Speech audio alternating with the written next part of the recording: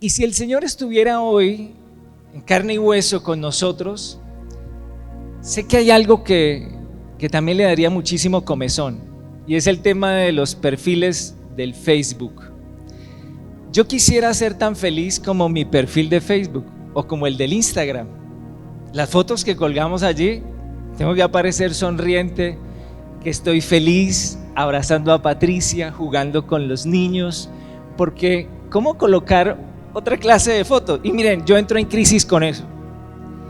Cuando me levanto y miro el Instagram, porque el equipo creativo también me invita a que hay que mover las redes para hacernos conocer y todo esto, 6 de la mañana, y la primera foto que cuelga uno de mis compadres pastores, directores de otras iglesias, es la foto del tipo llevándole el desayuno a su esposa a la cama, 6 de la mañana, ¿sí? Y entonces aquí llevándole el desayuno a la cama a mi esposa. Pues cuando Patricia ve esa foto y me voltea a mirar y mi desayuno, unos minutos después, ¡pum!, la otra foto, el otro pastor, aquí alabando al Señor, glorificándolo. Y uno alcanza a notar en la foto que el tipo de lo espiritual alcanza a estar unos centímetros del suelo, está como levitando. Y uno se confronta y dice, wow, estos tipos son supremamente espirituales. Entra uno en crisis con esos perfiles. ¿Saben por qué? Porque parecen perfectos. Parece gente perfecta que no les pasa absolutamente nada. Cuando yo empiezo a mirar eso, digo, wow, esta es la gente o los pastores o los líderes 2.0, o sea, son mejorados, como si nada les pasara. Ellos son como la tercera versión de los que construyen su casa, el uno sobre la arena, el otro sobre la roca, y estos son la tercera versión de los que no les pasa absolutamente nada, porque ni el río, ni el viento, ni la tempestad logran tumbar la casa de esos personajes. Parecen perfectos, como si nada les pasara. Ojalá fuéramos tan felices como los perfiles del Facebook o los del Instagram, porque mostramos allí otra cara, otra realidad. Dice Mateo 20:28, como el Hijo del Hombre no vino para ser servido, sino para servir y dar su vida en rescate por muchos. Iglesia, lo que quiero en primer lugar que podamos identificar es cómo es el lenguaje del cielo.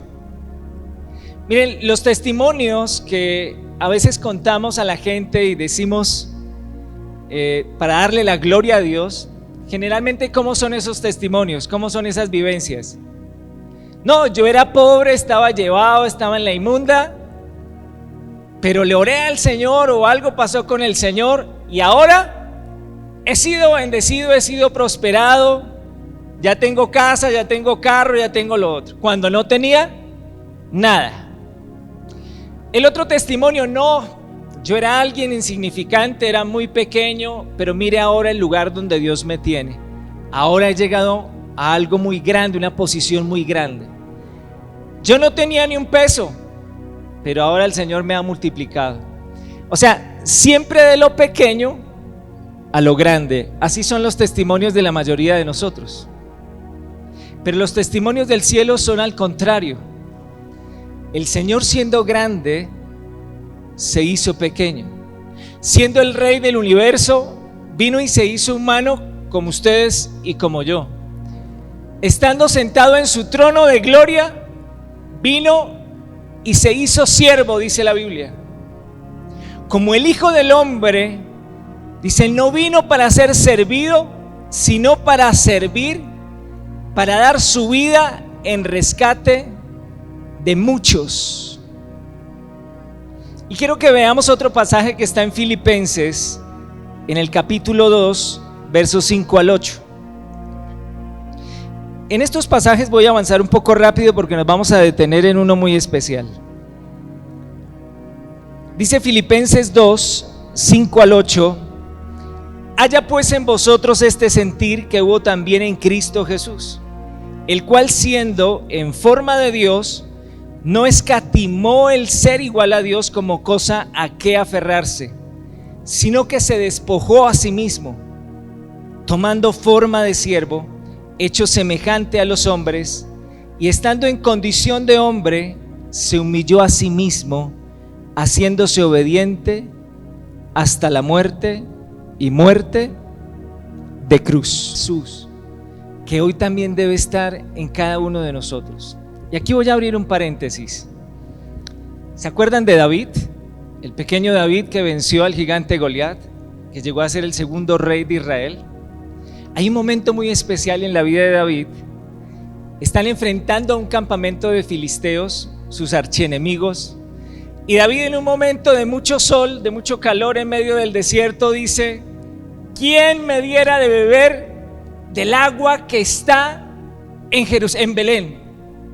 ¿Quién me diera a beber de esa agua? Seguramente David recordaba sus tiempos de niño, de joven, jugando en Belén, e iban a sacar agua del pozo de Belén. Y él estaba ahí, estaba sentado. Expresa ese deseo: ¿quién me diera de beber del agua del pozo de Belén? Y 3 hombres que lo acompañaban allí de su guardia personal, al haber escuchado el deseo de su rey, irrumpen, salen corriendo hacia el campamento enemigo. Y cuando llegan allí, tienen que enfrentar a los filisteos para poder sacar tan solo seguramente un poco de agua para llevárselo a su rey. Tuvieron que blandear su espada, sus jabalinas, seguramente resultaron heridos solamente para ir a traerle un poco de agua a su rey. Cuando llegan allí finalmente a donde David y le traen el agua: mi rey, su agua. David se queda mirando el agua y dice: no la puedo beber, y la riega en tierra, porque esta agua representaba la sangre de sus soldados, porque expusieron su vida. ¿Por qué quiero traer a colación ese evento con David? Porque lo que hizo David fue solamente expresar un deseo. Él no le dio una orden a sus guerreros, solamente expresó un deseo: ¿quién me diera a beber del agua del pozo de Belén? Y eso fue suficiente para que sus soldados salieran corriendo y expusieran sus vidas para traerle el agua a su rey. David en la Biblia representa a Cristo, y todos los que acompañaban a David, todos sus valientes, representan la iglesia. Ahora la pregunta es: ¿conoces tú el deseo de tu rey? ¿Conoces tú el anhelo de Jesús? Así como lo tuvo David: ¿quién me diera de beber? ¿Sabes cuál es el anhelo de Jesús? ¿Sabes cuál es el deseo de tu rey? La gente, las personas. El deseo de Jesucristo es tu vida, porque siendo grande, dice que se hizo pequeño, se despojó de su realeza, de su divinidad, vino y se convirtió en un siervo, y vino y entregó la vida por ustedes y por mí. El deseo del rey tiene nombre, es su nombre, son las personas. Y cuando la iglesia entiende esto, que no es desde la superioridad espiritual, desde el moralismo o el perfeccionismo, al colgar esas fotos y decir todo es como color de rosa, sino desde la humanidad, porque dice que siendo Dios se hizo como nosotros. La estrategia del cielo fue venir y ser empáticos con lo que ustedes y yo vivimos. Cristo vino a ser como nosotros. Nuestras heridas, nuestros faltantes, las crisis emocionales, nuestros esquemas, vino a ser como nosotros. Se identificó con lo que nosotros vivíamos. De lo contrario, no hubiera podido salvarnos. ¿Estamos entendiendo esto? El Rey de Reyes, Cristo, hubiera podido llegar en un gran trono, y empezar a mandar, porque era Dios. Pero no fue así. Se hizo como nosotros. Haya pues en vosotros este sentir que hubo también en Cristo Jesús, el cual siendo en forma de Dios no escatimó el ser igual a Dios. Ahora quiero pedirles que vayamos a Juan en el capítulo 13.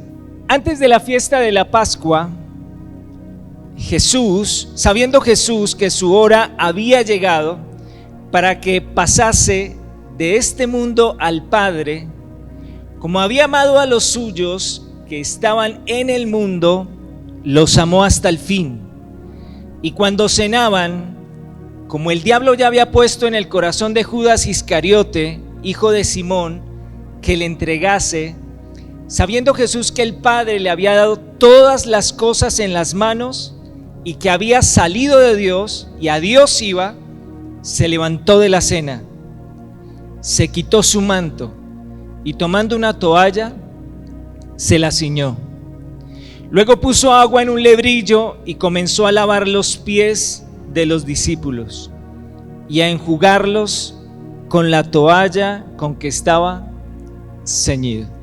Si ustedes notan en el pasaje, dice, los amó hasta el fin. Y cuando cenaban, como el diablo había puesto ya en el corazón de Judas Iscariote que lo iba a traicionar, miren lo que sucede aquí. Dice, sabiendo Jesús que el Padre le había dado todas las cosas en las manos.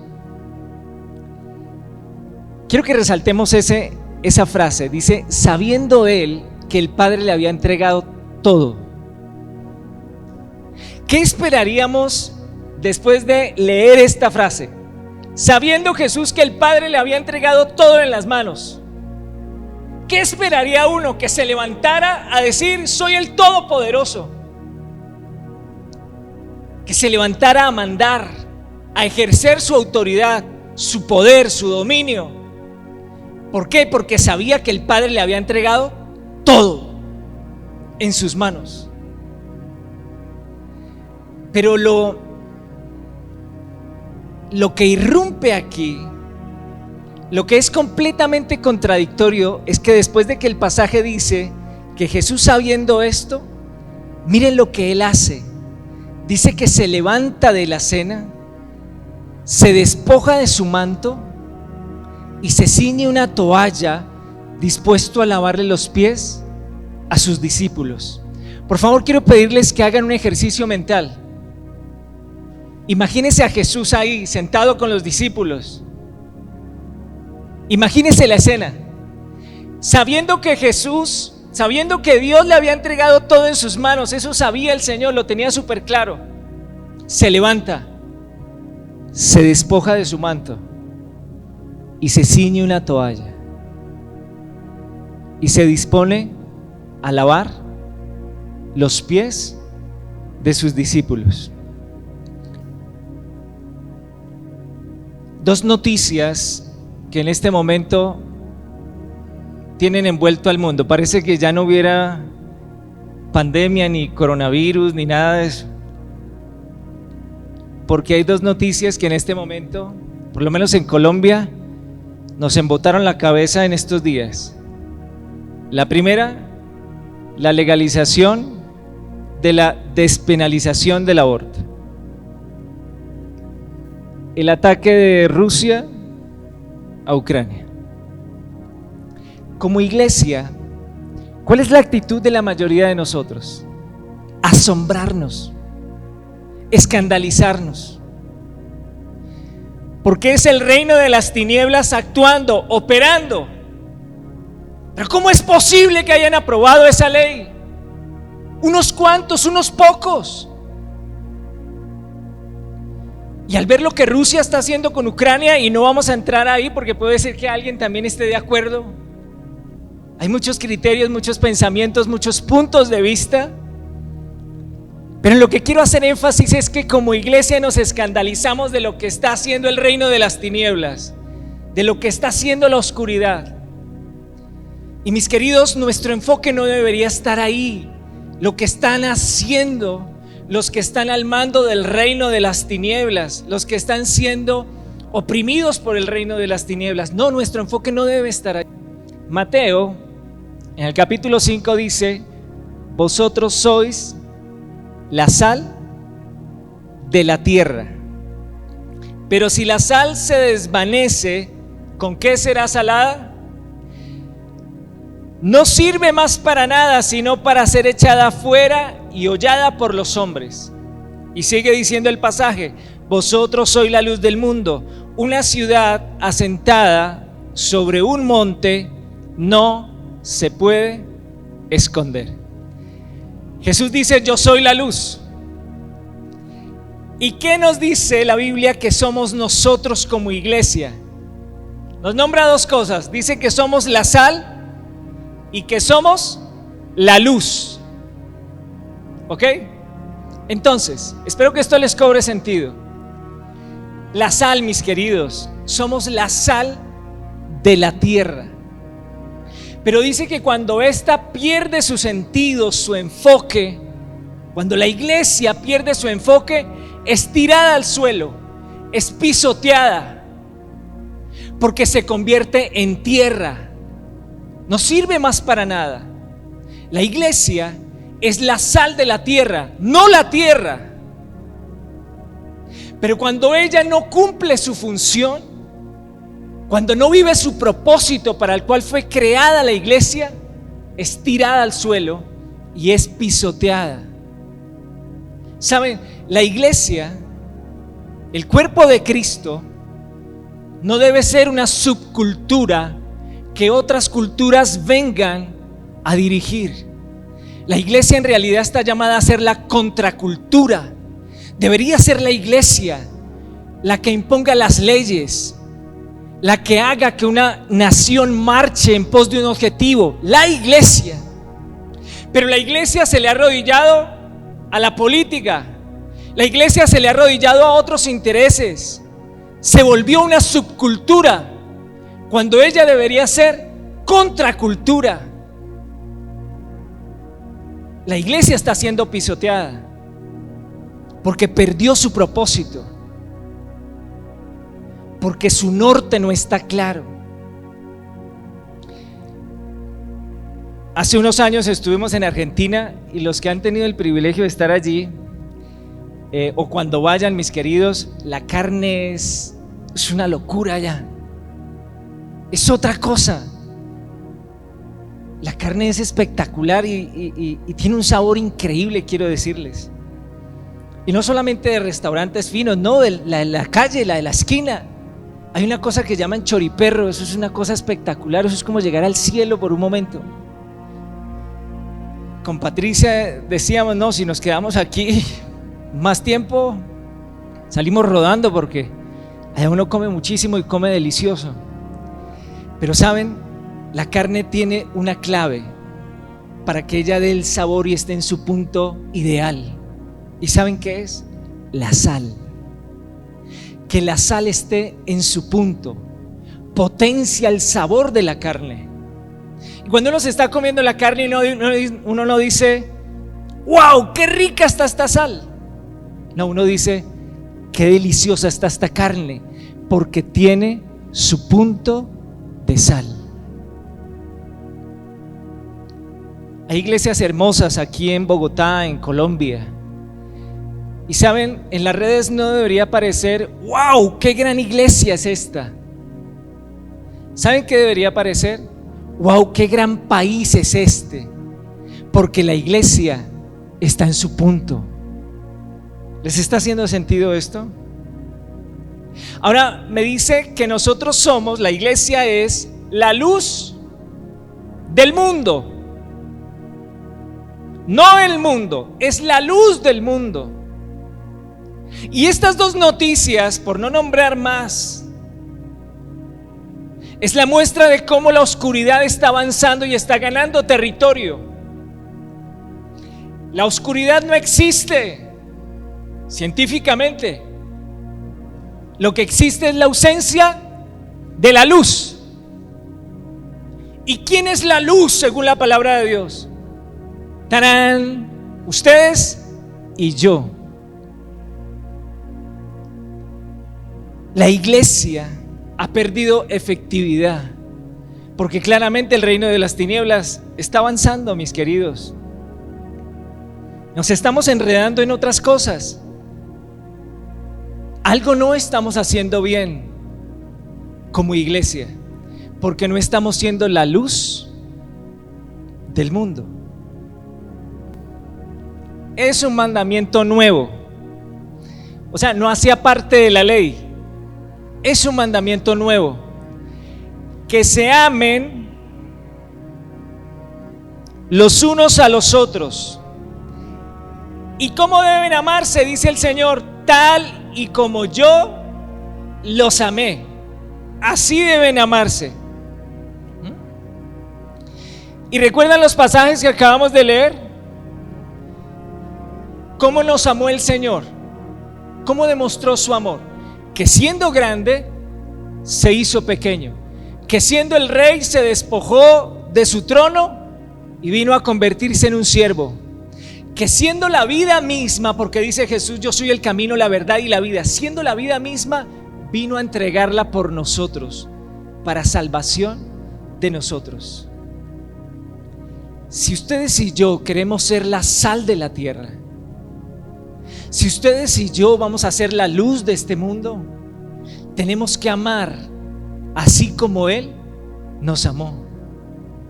Mis queridos, no vamos a poder llegar a ser la luz y ser la sal a la que estamos llamados desde la grandeza, desde la superioridad. Miren, el que les está hablando aquí está igual de roto a la mayoría de ustedes, tal vez no todos, aquí seguramente hay personas más espirituales.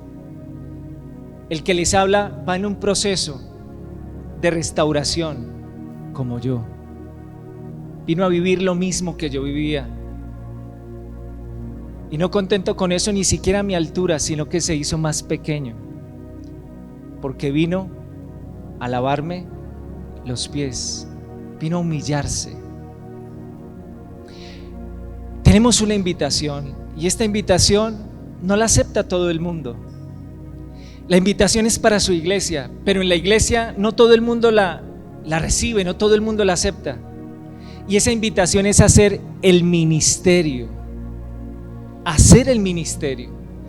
Y la palabra ministerio comienza por mini, o sea, pequeño.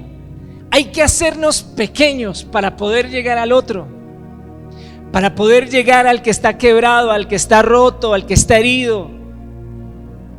No es desde la superioridad moral que podemos llegar a las personas, es haciéndonos pequeños, sirviéndole a los demás. Y me encanta esta palabra, ministerio. ¿Alguien se vio los Minions? ¿No? Eso es del diablo, eso es de Satanás, no hay que ver eso. Alex, ¿cómo se le ocurre? Hace poco la volví a ver con Ayeled y Kalel.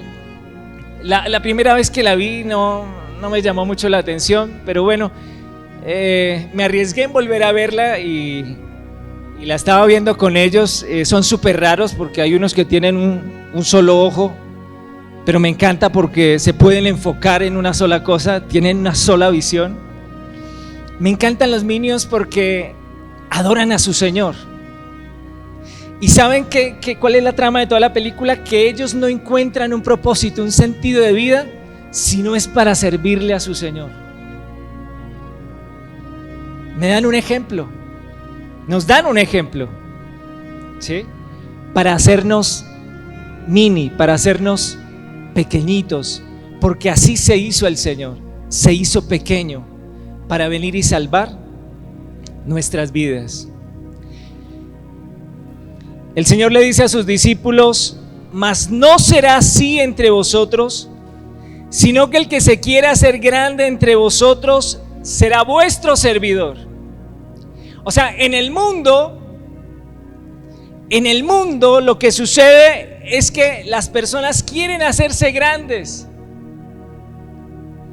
Con el Señor es todo lo contrario. Dice que el que quiera hacerse grande tiene que ser el más pequeño, tiene que ser el servidor. Y quiero pedirte, Dani, si mostramos la imagen. Hay una imagen que quiero que vean.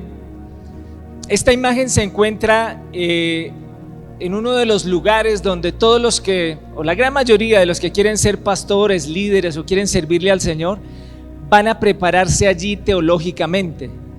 Esto está en Dallas, en Texas.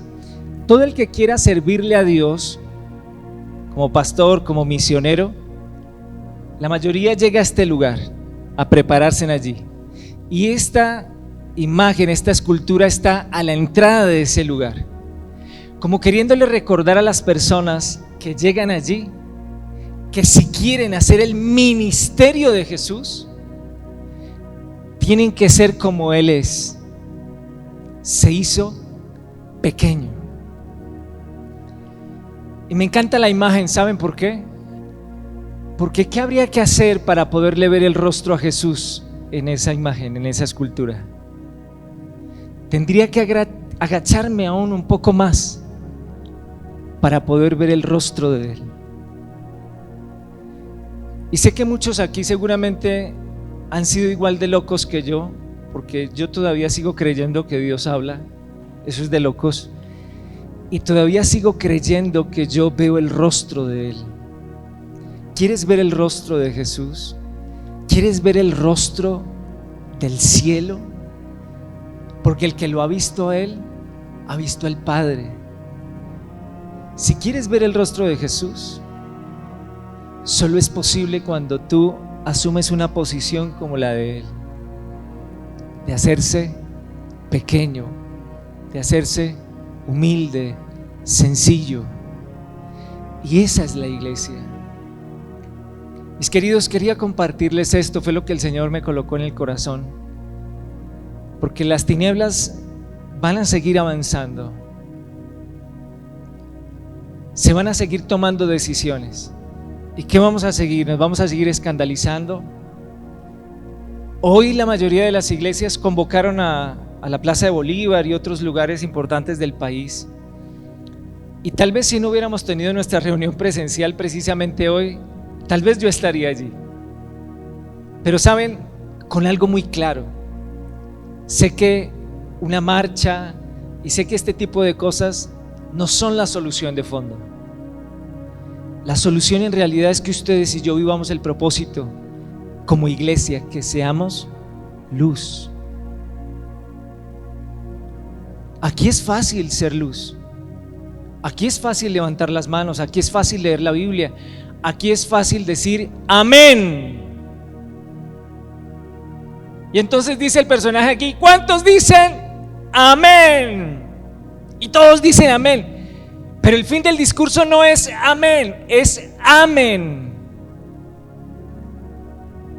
Vayan y amen. Esa es la misión que tenemos como iglesia. ¿Y cómo amamos? Siendo sal y siendo luz. La sal de la tierra y la luz del mundo.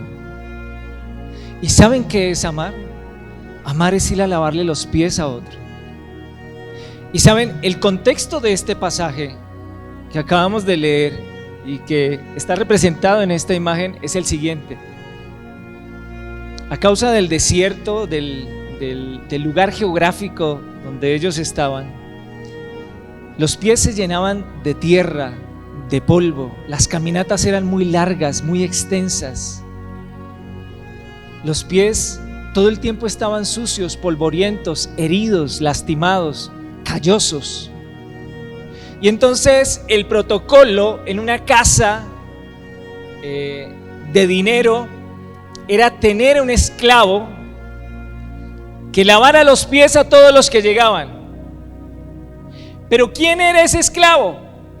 Era el más pequeño de todos los esclavos. O sea, era la labor más humilde y más sencilla de cualquier casa. Era lo que tal vez nunca nadie soñaba hacer. Era lo que todo el mundo repudiaba porque era la labor más humilde. El que menos sueldo ganaba era ese esclavo. Jesús, el Hijo de Dios, ocupando un gran trono, se despoja. Y acabamos de leer el pasaje donde está reunido con sus discípulos y dice, y sabiendo que el Padre le había entregado a él todas las cosas en las manos, ¿qué hizo? Se llenó de orgullo, de arrogancia, de superioridad. Y permítanme, abro aquí rápidamente un paréntesis. A los que ya han vivido un proceso en la iglesia, porque hemos vivido un VIP, porque hemos vivido un Focus Camp donde la liberación y la sanidad se ha hecho evidente en nosotros, porque hemos venido conociendo un poco más de la gracia, del generoso amor de Dios. Entonces ahora me creo con superioridad moral para mirar al otro como más pecador que yo, porque de eso están llenas las iglesias, de superioridad moral. O porque Dios te ha bendecido en algo, has logrado obtener algo académicamente o materialmente, y entonces nos creemos superiores. Él, siendo el más grande, ocupando el trono a la derecha de Dios, siendo dueño de todo lo que existe, dice que por Él fueron creadas todas las cosas, por medio de Él y para Él. En Cristo se sustenta absolutamente todo. Y Dios le había colocado todo en las manos, y dice que sabiendo eso, teniéndolo claro, se levantó de la mesa, se quitó su manto. Y me encanta esa escena, porque el que Él se quite su manto está mostrando su humanidad. La consigna entonces, mis queridos, y esto se los digo abrazándolos, no es amén. Amén. No es ese, es amén. Amén. Y aquí es fácil. No, es allá afuera. Al que está roto, al que está partido, al que está herido, al que necesita de Dios. Amén.